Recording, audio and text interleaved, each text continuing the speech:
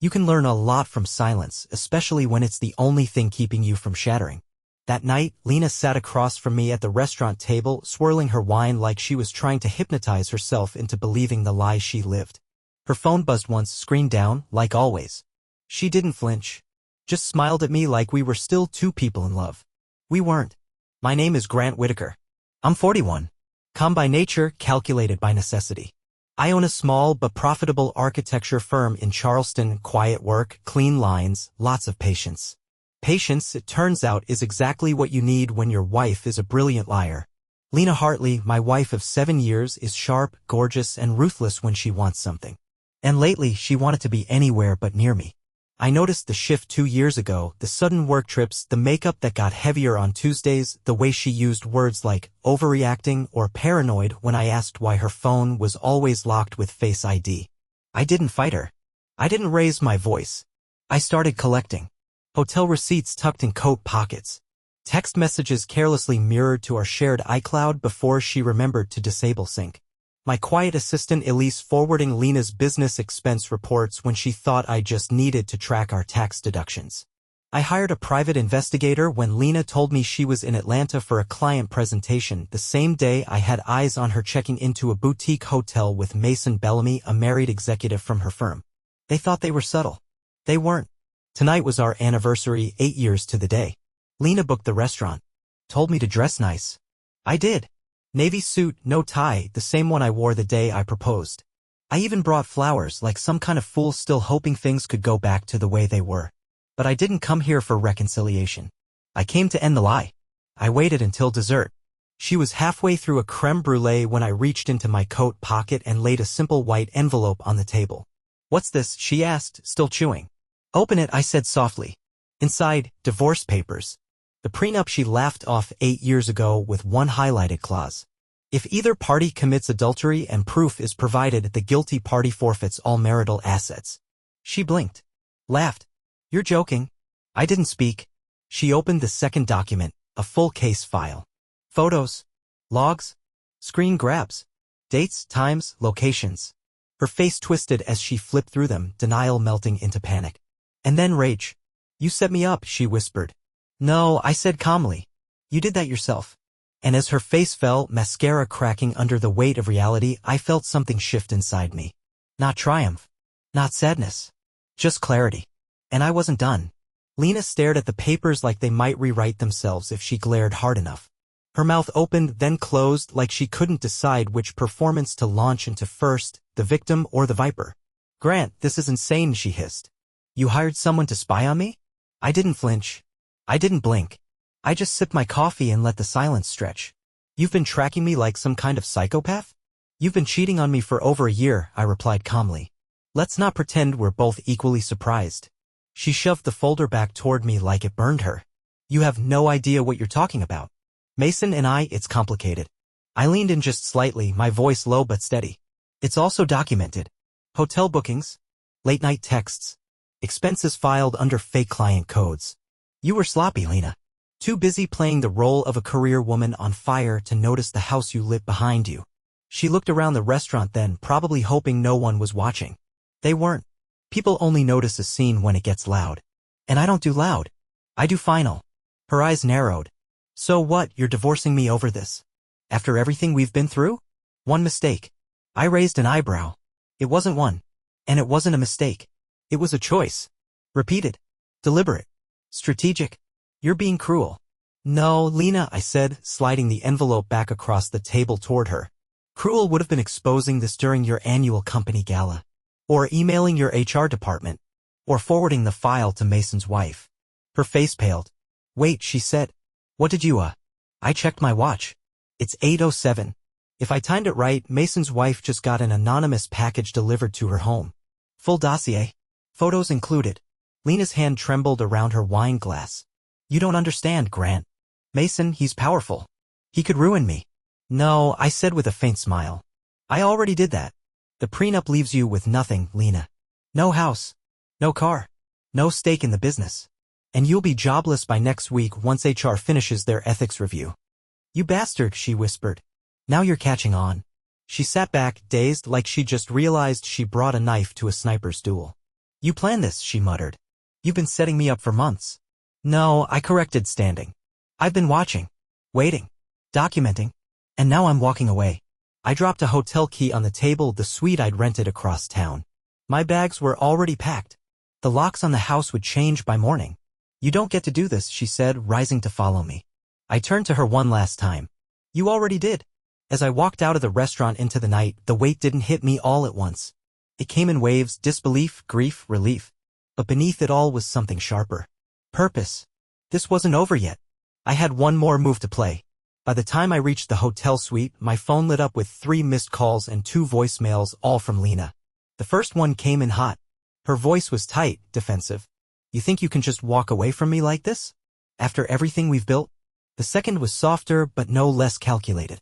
Grant, please, let's be reasonable. We need to talk. Don't throw everything away over one mistake. I didn't play them again. I already knew her pattern: denial, blame, manipulation. I'd watched her rehearse it for years in smaller ways.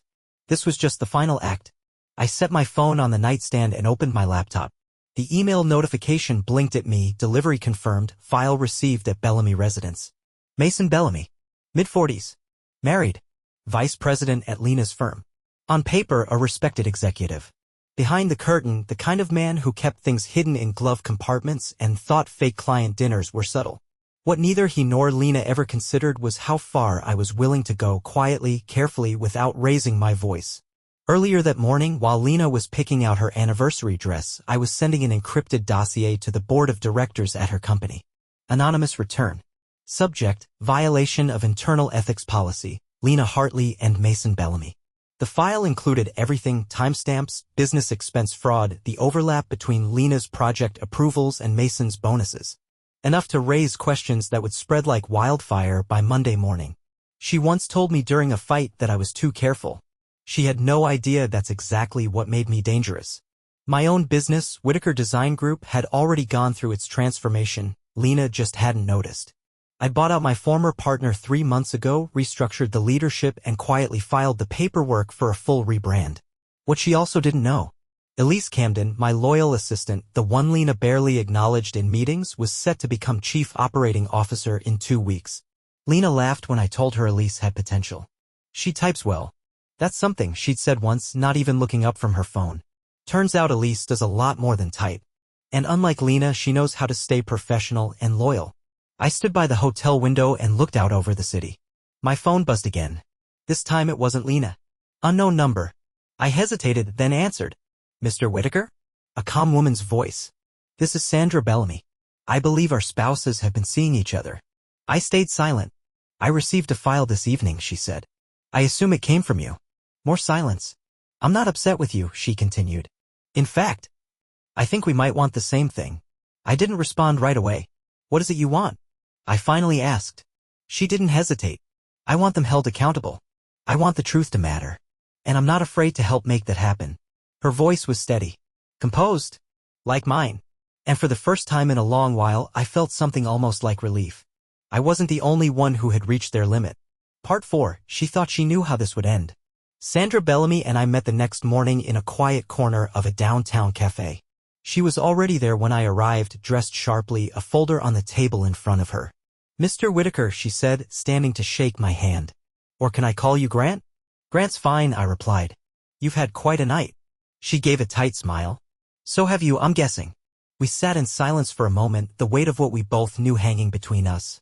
2 people who never asked for this mess, now staring down the aftermath. She opened the folder slowly. Inside were printed emails and call logs, all connected to Mason's company phone. I started collecting these a while ago. Gut instinct, she said. There were signs. He was too careful and too confident. I nodded. I know the type. She looked at me, steady. I want to make sure he faces the consequences.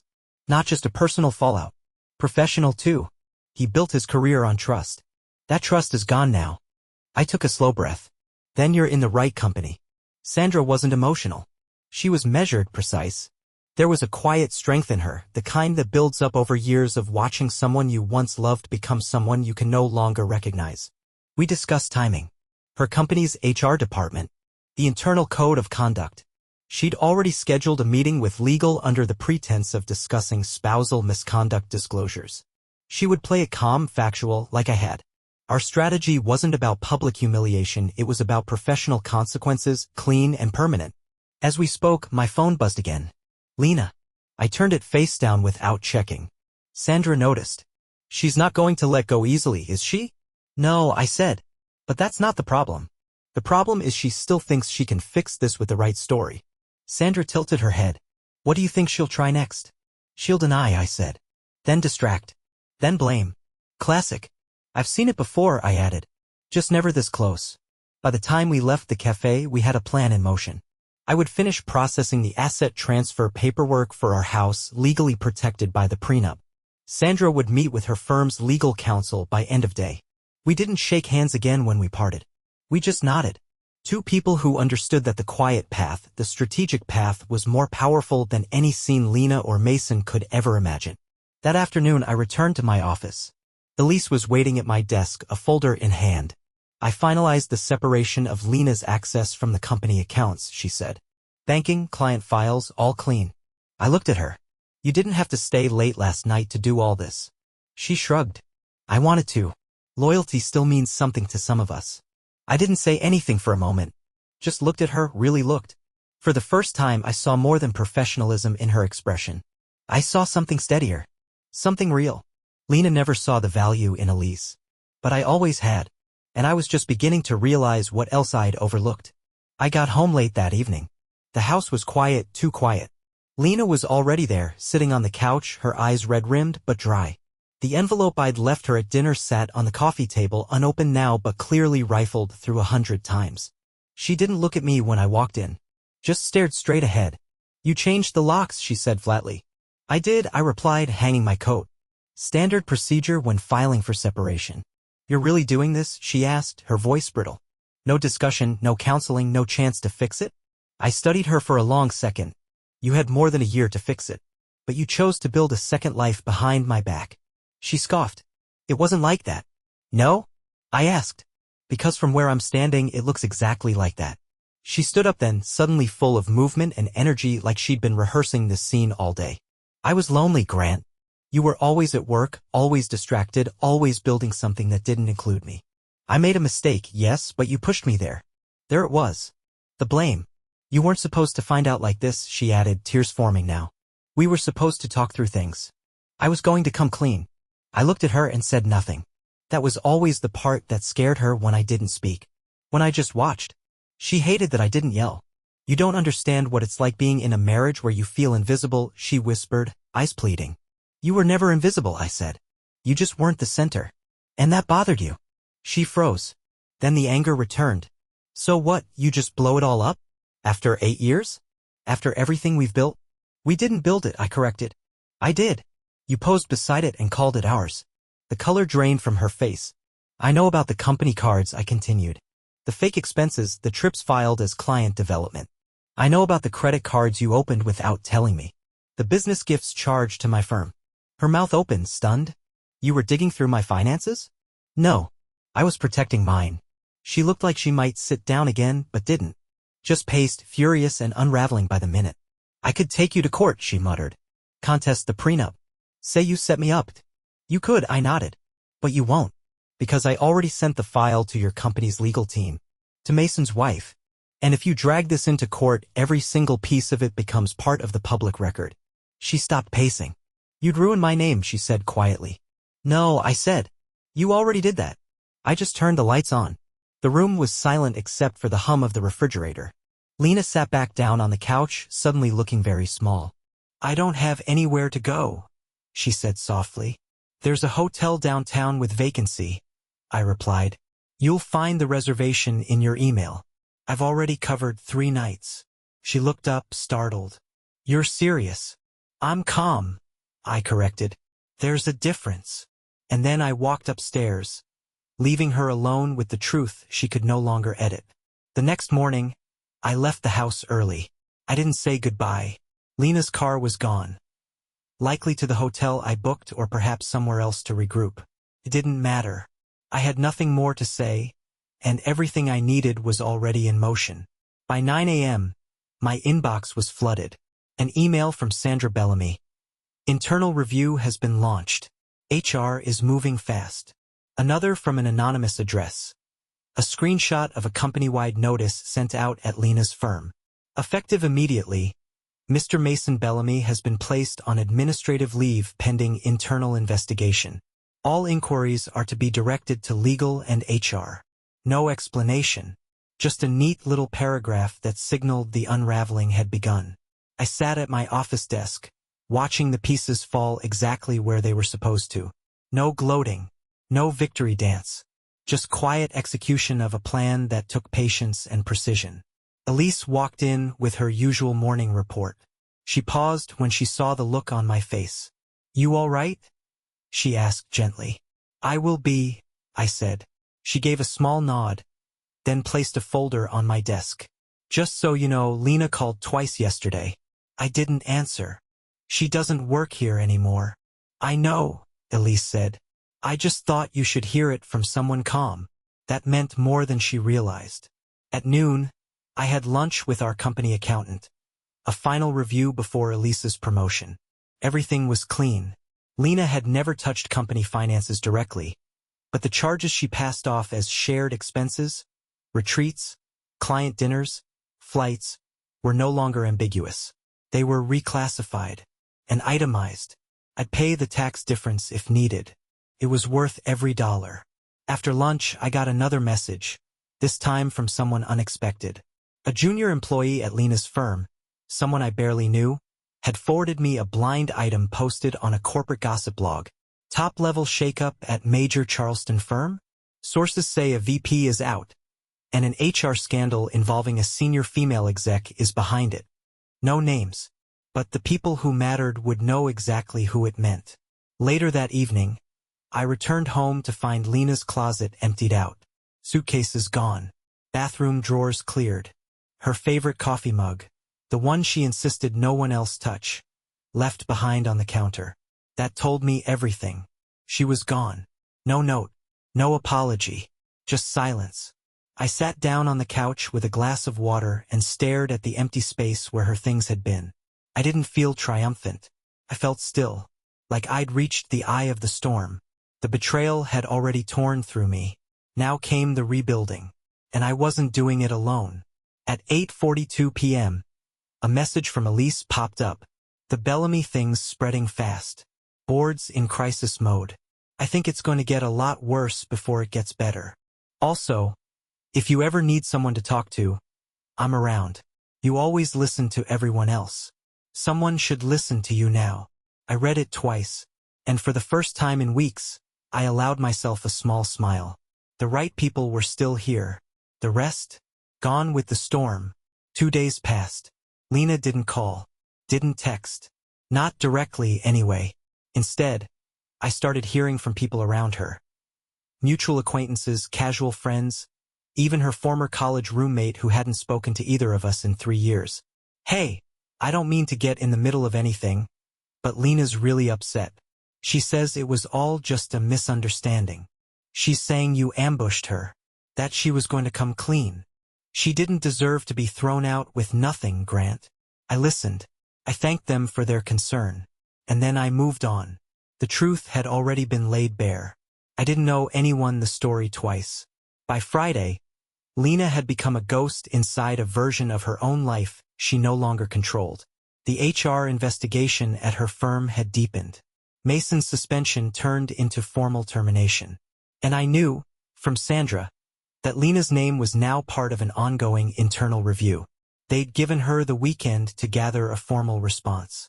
She wouldn't be returning to her office. What little credibility she had left was unraveling in whispers across hallways she once ruled. I wasn't celebrating, but I was watching. That same Friday, Elise and I stayed late at the office going over transition documents. The sun had already dipped below the Charleston skyline, casting long shadows across the hardwood floors. When we finally finished, she leaned back in the chair across from my desk, letting out a breath. "You know," she said, "I never thought I'd end up in this position." "You earned it," I replied. "Lena just never saw you. She didn't want to. I wasn't flashy enough.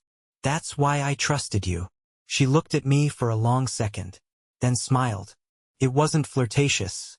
It was quiet, grounded, like two people who had seen too much to pretend anymore. We walked out of the office together, the elevator humming down to the street level. As we stepped into the night, Elise hesitated. "Can I ask you something?" she said. "Of course. Why didn't you fight her earlier? Why wait so long?" I thought about that for a moment. "Because I didn't want to burn the house down just to prove I was right," I said. "I wanted to make sure the foundation cracked on its own. That way, no one could say I broke it." She nodded. "You didn't just win, Grant. You ended it the right way." As I walked to my car, her words stayed with me. I hadn't just exposed the lie. I'd taken away her stage. And Lena, more than anything, had always needed an audience. Now, all the lights were out. Saturday morning, I woke up to a knock at the front door. It wasn't the mail. Not a neighbor. Not a delivery. It was Lena. Hair pulled back. No makeup. Dark glasses even though it was cloudy. She looked like someone who'd just lost a bet they thought they'd rigged. I didn't invite her in. She stood on the porch, arms folded like she was the one betrayed. "I just need 10 minutes, she said. "Please." I said nothing, just stepped outside and closed the door behind me. She glanced past me at the house. "So that's it? You're just moving on like none of this mattered." I kept my tone even. "You made your choices, Lena. You just never expected the consequences." She let out a humorless laugh. "You really think you're the good guy in this? Watching, spying, laying traps?" "I didn't trap you," I said. "I documented the truth. You walked into the trap you built for yourself." She looked away then, jaw tight. "Mason's career is over. His wife took the kids and left.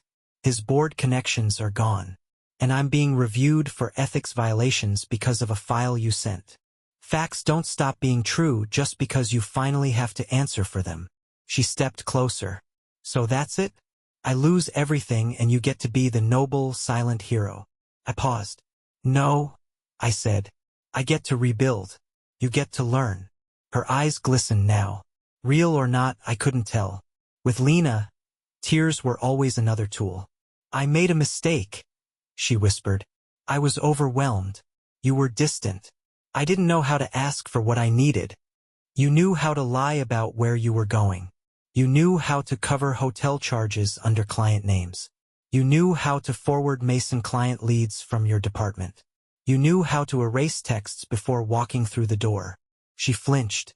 "I kept every receipt," I continued, "because I didn't want to believe it either. But you gave me no choice." There was silence. "I can't go back to my job," she said. "You made sure of that. I didn't make you betray your position. Or your marriage." She took a deep breath. "So what now? I get nothing?" I looked her in the eyes. "That was in the prenup. You signed it. You laughed at it." Her face fell. "You said, only a cheater would worry about a clause like that," I added. She stood there for a long moment. Then, finally, her shoulders slumped. "Do you think people will believe I'm the villain?" she asked. "They don't have to," I said.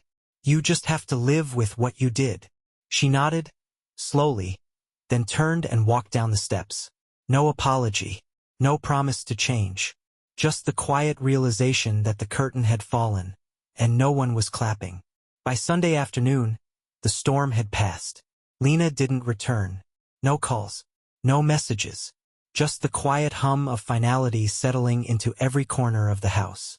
I made coffee, sat by the window, and stared out at the backyard. The same one I'd landscaped myself the summer after we got married. Stone by stone, tree by tree. Back then, it felt like I was building something real. Turns out, I was the only one doing the building. My lawyer called that afternoon. The documents were moving faster than expected. With the prenup, there wasn't much Lena could contest. The house, the business, the accounts, all protected. All secure. The only thing left was her name on a few joint titles, and even those were already being revised. "She may try to make noise," he warned me, "but it won't hold." "She already made her noise," I said.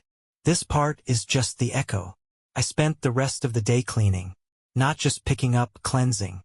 I boxed the photos, took down her awards, cleared the kitchen drawers of everything she left behind. By evening, the house felt lighter. Empty, yes, but honest. And then, as I was loading the last box into the attic, I found something I'd forgotten. A card. Tucked inside a folder labeled Anniversary, Year 1. On the cover, in Lena's handwriting, "To the only man I've ever trusted." I didn't open it. Some things are better left unopened, sealed reminders of who people pretended to be. I tossed it into the bin with the rest. Later that night, I sat at my desk sorting through the final business documents. Elise had already sent over her signed acceptance of the COO promotion. I smiled as I reread her note. Whatever happens next, I'm honored to help build it with someone who never took shortcuts. That line stuck with me. She never tried to impress me. She just did her job, and did it well. While Lena needed the spotlight, Elise simply got things done in the background. She never once needed an audience to prove her worth. Around 10 p.m., I saw her name pop up on my phone. Elise Camden. Hey, I know tomorrow's going to be a long day. New structure, new faces. Just wanted to say I'm proud of the way you've handled all of it. People notice, Grant. Even when you think no one's watching. I stared at the message for a long time. Then I typed back. Thank you. That means more than you know. There was no flirtation, no pretense, just mutual respect, and maybe something quieter growing beneath it. Something real. As I turned out the lights and climbed into bed, I realized something. I wasn't angry anymore, just ready. Monday morning, I walked into the office not as a husband trying to hold things together, but as a man who had let go. There were no whispers, no drama. Just people doing their jobs the way they always had. But there was something different in how they looked at me. A kind of quiet respect. Maybe they'd heard rumors. Maybe they'd seen Lena's name disappear from the company site. Maybe they didn't know anything and just sensed the shift. Either way, I didn't have to explain. Elise was already in the boardroom when I arrived, organizing the quarterly report like she'd been running the place for years. You're early, I said, setting my briefcase down. She looked up, half smiling. You're always early. Thought I'd match your energy. You're doing more than that. She nodded, then hesitated for a second. Can I ask you something? Of course. Do you feel free now? I paused. No one had asked me that. I feel like I stopped waiting for someone to become who they promised to be, I said, and I started trusting the people who always were. Her eyes lingered on mine a little longer than usual. Then she turned back to her folder. That's a good place to start. The meeting was seamless. Elise handled the numbers. I handled the vision. By noon, the executive team had fully accepted the new structure. The Whitaker Design Group was no longer just mine. It was something we were building together. A clean foundation. No secrets. No shadows. Later that afternoon, I stopped by the old guest room at home. The one Lena always said she wanted to turn into a reading nook but never touched. I opened the window, let the sunlight pour in, and started sketching out plans. Not for a reading nook, but for a home office. A quiet place for me to think, work, plan. A space that felt like mine again. At sunset, I stepped out onto the porch with a coffee in hand. My phone buzzed. It was Elise. Elise Camden. Would you ever consider grabbing dinner with someone who's watched you hold the world together with one hand for the last 2 years? I stared at the screen for a long time. Not because I was unsure, but because I hadn't realized how badly I'd needed someone to see me. Not the image. Not the role. Me. My reply. Only if she's okay with slow dinners, honest conversations, and zero drama. Elise. That's the only kind I do. And just like that, a new chapter didn't begin with a bang. It began with stillness. No grand gestures. Just the quiet, steady promise of something genuine. It was nearly a week of calm. A kind of quiet I hadn't felt in years. I focused on work. Elise and I met for dinner once, then again. Nothing rushed. Nothing labeled. Just good conversation, easy silences, and a kind of mutual understanding that didn't need explaining. Then, on Thursday afternoon, Lena tried to come back. Not physically. She knew better than to show up at the office or the house. But emotionally, through the back door of shared memories, she sent me an email. No subject line. Just a few lines that said, "I've made mistakes, but not everything was a lie. Don't forget what we had. I'm still willing to work through this. Let me know if we can talk. Just us. No lawyers." I read it once, then again. There was no apology. No acknowledgement of what she'd done. Only regret that things hadn't played out in her favor. I didn't respond, but she didn't stop. The next day, I got a call from her sister, Melanie. "I know things are messy," she said, "but Lena's really struggling. She says she never meant for it to go this far." She had over a year to mean something different, I said calmly. "She's not sleeping. She's not eating. Grant, she says you blindsided her." I gave her every chance to come clean. She chose denial. I chose documentation. Melanie didn't argue. Just sighed. I guess I should have seen it coming. But honestly, she's always been good at pretending things are fine until they're not. I thanked her for the call, then hung up. That weekend, Elise and I met again, this time at a small local bistro near the water. Nothing fancy. Just simple food and soft light. Halfway through dinner, I noticed she kept glancing at me between bites. "What is it?" I asked. She hesitated, then smiled. "You look different now." "Different how?" "Lighter. Like you stopped carrying something you didn't even realize was heavy." I thought about that. "I think I did," I said. "I think I finally understand that walking away doesn't mean failure. Sometimes it means you're finally free to move towards something better." She reached across the table and gently touched my hand. Not dramatic. Not romantic even. Just present. That night, after I dropped her off, I sat in my car for a moment before heading home. Lena's version of the story was already collapsing. The firm she'd once climbed through manipulation and charm now barely returned her calls. Mason had gone quiet. Sandra had told me, through a short message, that she'd filed for legal separation and had no interest in dragging things out. Everyone was moving on.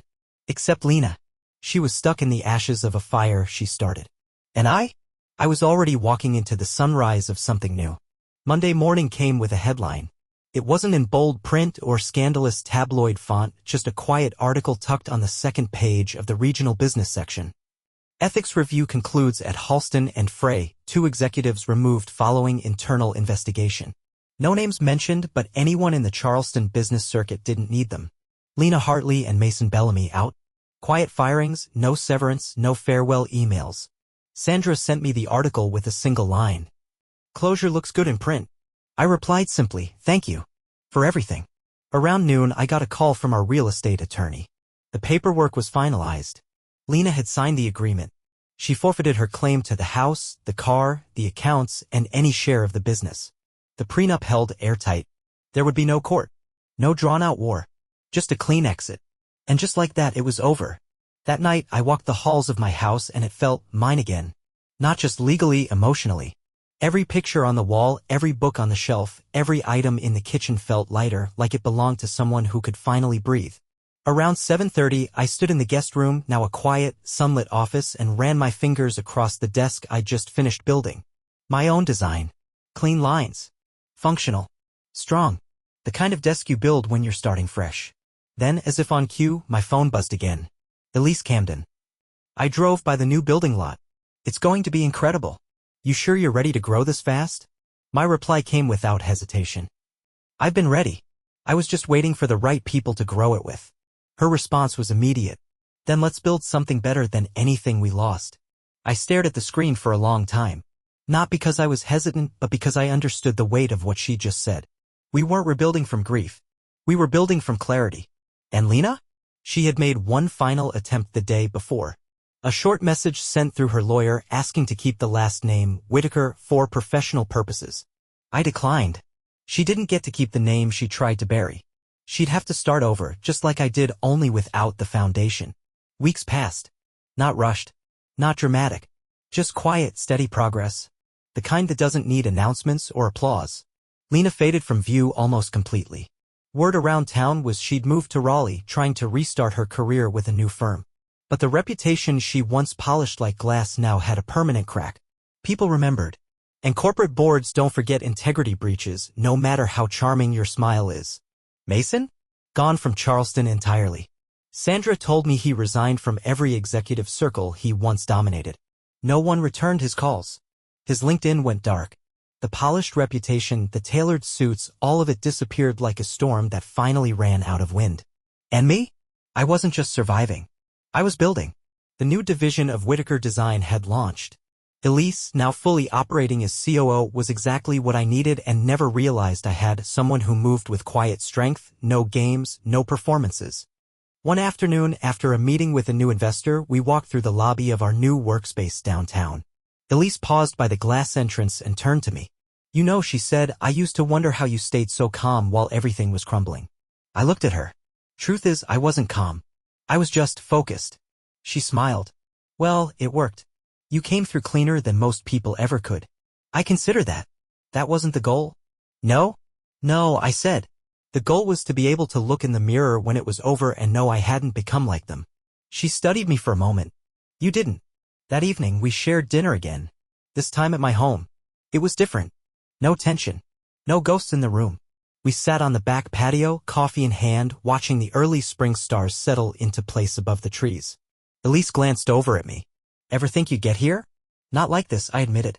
"But I'm glad I did." She leaned back in her chair, quiet. Then said something I didn't expect. "I'm not sure Lena ever really saw you." I nodded slowly. No. She saw a version of me she could use. Not the man I actually was. Elise turned to me. "And now?" I looked at her. "Now I'm not hiding anymore." There was nothing left to chase. Nothing left to fix. I had already won, not by tearing someone down, but by becoming someone they could never reach again. It was mid-April when the final document arrived, the last signature Lena needed to release her stake in a small investment fund we'd started years ago, back when we were building something real, or so I thought. The lawyer forwarded it to me with a short note: "She's released all claims. Everything's finalized." I stared at the screen for a moment, then with a single click archived it. No reaction. No ceremony. Just closure. Later that day, Elise and I were reviewing blueprints for a new project. A quiet lakeside retreat for a client who wanted peace, no distractions, and the feeling of breathing again. I understood that request better than most. We worked side by side for hours, passing ideas, correcting details, redrawing corners. The synergy was natural. No stepping on each other. No egos. Just building something with a person who respected the process as much as the outcome. As we packed up for the evening, Elise hesitated. "There's something I didn't tell you," she said. I looked over. "What's that?" She exhaled. "Lena called me. About a week ago." I raised an eyebrow, surprised but not shaken. "What did she want?" "She said she was concerned about you. Asked if I thought you were okay. Said she still cared and hoped you had someone to talk to." I almost laughed, but didn't. Instead, I asked, "What did you say?" Elise smiled faintly. "I told her you were doing just fine. That you were building something stronger now. That the people who truly cared about you never needed to destroy you to feel important." I nodded. "You didn't have to defend me." "I wasn't defending you," she said. "I was clarifying something for her that she should have realized a long time ago." "And what's that?" She stepped closer, holding my gaze. "That you were never the quiet man she thought she could walk over.